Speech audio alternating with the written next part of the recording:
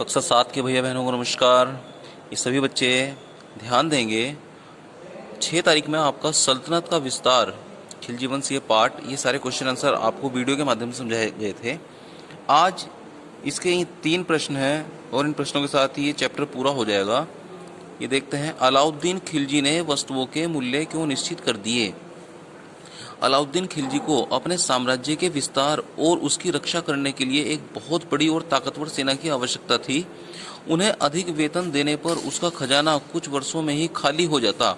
अतः अलाउद्दीन ने बाजार में सभी उपयोगी वस्तुओं के दाम निश्चित और कम कर दिए, जिससे कि उसके सैनिक कम वेतन पाकर भी संतुष्ट रह सकें। अलाउद्दीन खिलजी एक बड़ा महत्वाकांक्षी शासक था। वह भारत के बहुत बड़े हिस्से पर अपना अधिकार करना चाहता था, जिस कारण से उसे एक बहुत बड़ी सेना की आवश्यकता थी।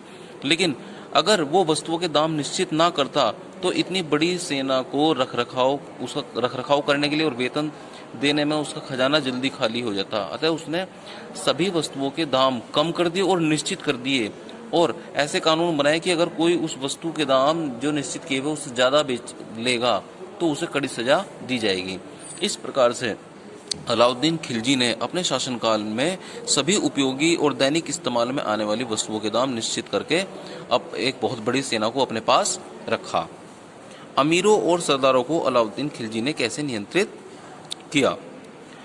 अलाउद्दीन खिलजी का मानना था कि अमीर और सरदार शादी समारोह, दावतों तथा उत्सवों में मिलकर सुल्तान के विरुद्ध षड्यंत्र करते हैं। देखो, अमीर और सरदार एक प्रकार से उस समय बड़े अधिकारी होते थे, जिनके पास सेना होती थी और वो ताकतवर भी होते थे। इन्हीं की सहायता लेकर जो राजा होता था वो अपने साम्राज्य को चलाता था। लेकिन कभी कभी ये लोग राजा से असंतुष्ट होकर उसके खिलाफ षड्यंत्र करते थे।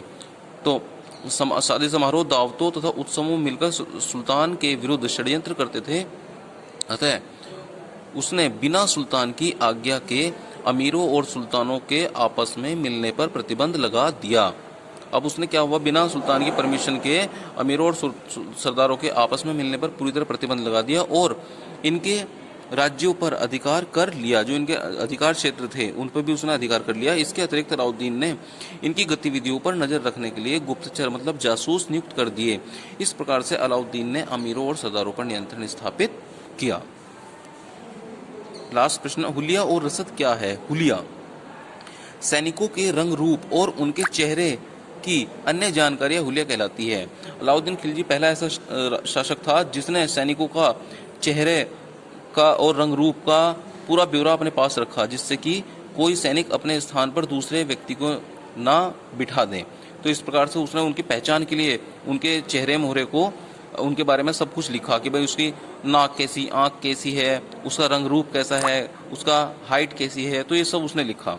रसद सैनिकों के लिए एकत्रित की गई भोजन सामग्री रसद कहलाती है।